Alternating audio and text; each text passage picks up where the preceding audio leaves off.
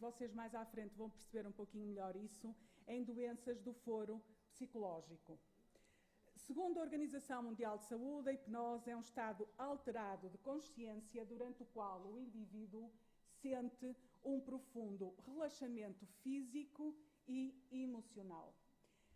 Relativamente a esta definição, a maior parte dos profissionais conceituados a nível internacional não concordam muito, e eu estou de acordo com eles, com esta definição de estado de consciência alterado.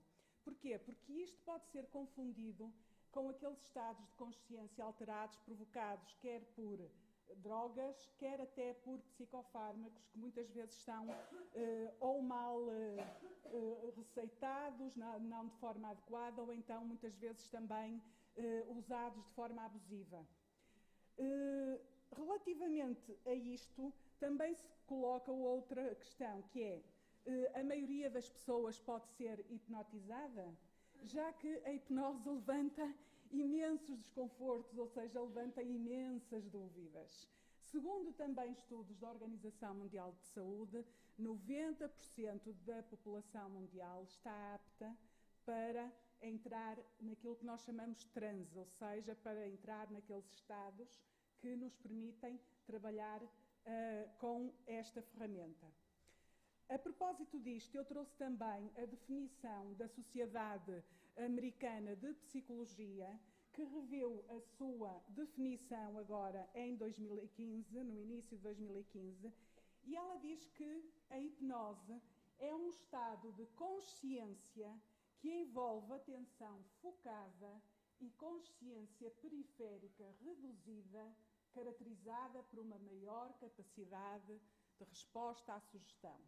Ora bem, vamos desmontar um bocadinho isto que aqui está. Ou seja, nós temos, ao aplicar a hipnose, um hipnoterapeuta, neste caso, portanto, um profissional da área, o que ele vai fazer é usar uma linguagem própria e adequada, com palavras que ele conhece que vão agir sobre a mente do indivíduo, com padrões de linguagem, ou seja, consequências conhecidas que vão fazer ou induzir exatamente uma atenção focada e uma consciência periférica reduzida. Ou seja, imaginem que eu em consultório, naquela sessão, quero trabalhar a vida intrauterina ou quero trabalhar o nascimento. O que é que eu vou fazer? Eu vou usar um texto, ou seja, um conjunto de palavras que vão fazer com que aquela pessoa que ali está fique não só atenta à minha voz, mas fique sugestionada no sentido de se visualizar naquele contexto. E, por isso mesmo, nós dizemos que a consciência periférica é reduzida, ou seja, aquilo que constantemente está a interferir na nossa mente é chamada mente consciente, não é? A racional, que questiona, que julga, que nós não a queremos para nada, como eu costumo dizer, portanto, nós afastamos-la apenas para trabalhar com a mente inconsciente. E neste percurso focado de sugestão, nós conseguimos depois uma resposta, ou seja, aceder a estas memórias. Assim sendo, se nós precisamos de um estado de atenção focalizada, muitas pessoas conseguem isso de forma espontânea. Lembrem-se, por exemplo, quando nós conduzimos e numa parte do trajeto nos esquecemos que a fizemos, chegamos ao fim da viagem e esquecemos que fizemos aquele trajeto, o que é que aconteceu? Nós ligamos uma espécie de piloto automático, não é? Nós ligamos uma das gavetinhas da nossa mente para ela fazer aquilo. Quer dizer, a conduzir não é muito adequado, mas o que é certo é que isto acontece a todos nós, quase de certeza, pelo menos a quem conduz já lhe aconteceu.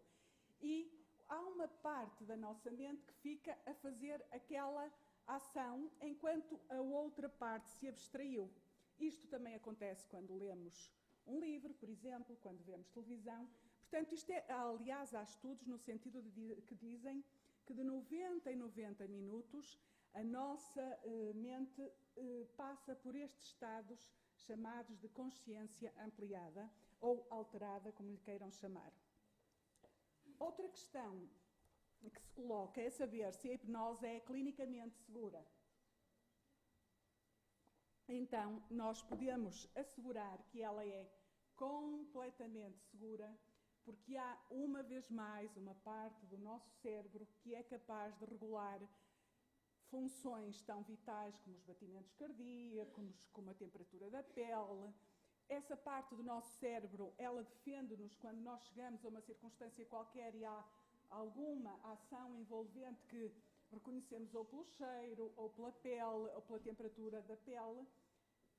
Ela está também sempre vigilante. Nós costumamos dizer que a nossa mente é sábia, é amiga e neste contexto ela vai também fazer a sua função.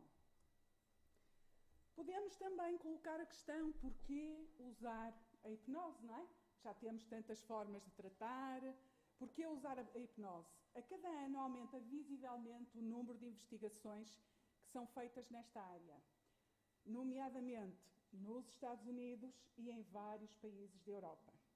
E o que se demonstra é que os resultados são notáveis, ou são cada vez maiores, quer nas patologias físicas, quer nas patologias do foro emocional. Tem sido demonstrado por vários pesquisadores em áreas como a psicologia, a odontologia, a imunologia, o controle da dor e a sedação, que a hipnose apresenta uma inquestionável eficiência. A propósito disto, posso referir, por exemplo, que há cerca de 2 anos, se não me engano, aqui no Porto, no Hospital de Santo António, foi feito um estudo na área da sedação para apresentar num congresso europeu de anestesia, e em que, nas mesmas circunstâncias, pacientes foram tratados com a hipnose e outros com aquilo que eles chamavam a melhor anestesia do mercado. E os resultados foram evidentes e bons, como se costuma dizer. O trabalho foi apresentado no Congresso Europeu, mas o que é certo é que aqui dentro, no nosso belo país, ninguém ouviu falar disso. Portanto, poderíamos aqui pôr, não é, uma data de outras questões que fazem com que muitas vezes estas práticas não só não sejam regulamentadas e obriguem as pessoas a trabalhar num contexto que não é o melhor, mas o mundo tem que avançar, não é? De qualquer das formas, desde que haja condições para isso.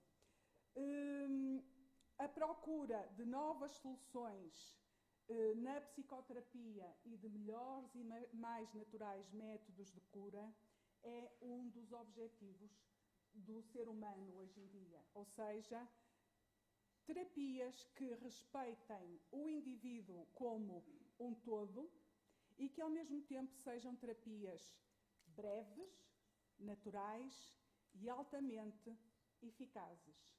Reparem, eu costumo dizer, porque hoje em dia também a hipnose, eu costumo dizer que ela corre o risco de entrar ou passar a ser moda, o que é muito mau também.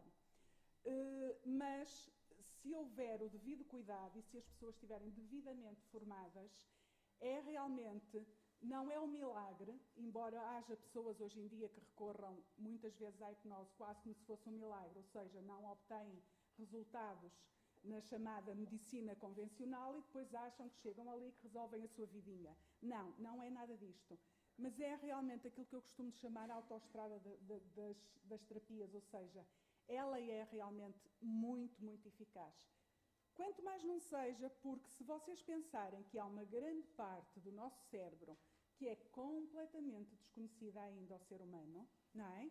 Se vocês se lembrarem, inclusivamente, daquela fotografia clássica do iceberg, em que temos uma parte acima do nível da água, que é que vemos, e temos depois toda aquela parte que é imensa, que está submersa, nós estamos, relativamente ao nosso cérebro, mais ou menos nas mesmas circunstâncias. Portanto, nós conhecemos ainda muito pouco. Vamos agora começar-nos a aproximar um pouco mais do tema central que me trouxe aqui, ou seja, das tais memórias. Como aceder a essas memórias? Todos nós temos essas memórias, só que é uma parte que está lá reservada. com a ajuda de uma indução hipnótica, usando um transe conversacional. O que é que isto quer dizer? Usando realmente uma atenção focada num determinado objetivo, padrões de linguagem adequados, nós conseguimos induzir lentamente este estado focado e ampliado de consciência. Começamos primeiro por fazer um relaxamento, depois normalmente criamos com o cliente aquilo que nós chamamos um lugar seguro. Em todas as consultas vamos lá a esse lugar seguro. Inclusivamente aconselhamos a pessoa depois a repetir isso em casa, naqueles dias de mais stress, de mais confusão, que precisam assim de um escapezinho, e depois então partimos para aquilo que queremos trabalhar em cada sessão. Desta forma vamos aceder a todas as experiências que ficaram guardadas sobre a forma sensorial, na forma de imagens mentais. O que é que isto quer dizer? Todos nós temos sensações, a essas sensações estão sempre associadas emoções, e essas emoções estão sempre associadas a imagens. Só que essas imagens vão sendo racionalmente esquecidas à medida que nós vamos crescendo. E estas do útero e do nascimento também lá estão. Ou seja, o nosso corpo, o nosso cérebro, ele funciona como uma espécie de um computador. E se nós soubermos aceder a esses ficheiros, a essas gavetazinhas, nós vamos procurar e obter essa informação que tanto procuramos. Então, de uma maneira geral, uma primeira abordagem em hipnose deverá ser feita desta forma, ou seja, há uma primeira consulta chamada de anamnese, em que é recolhido o motivo que traz a pessoa à consulta. Eu, no meu caso, faço uma retrospectiva da vida daquela pessoa, para ver se há ali até padrões de repetição que tenham a ver com aquela queixa que ela me traz.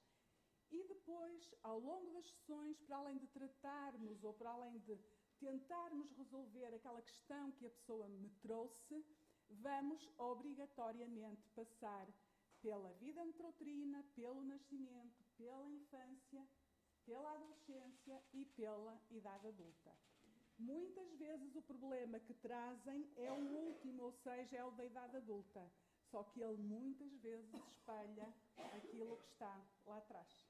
E isso nós devemos ter sempre em conta. Qualquer terapeuta digno desse nome deverá ter isso em conta. Agora, como é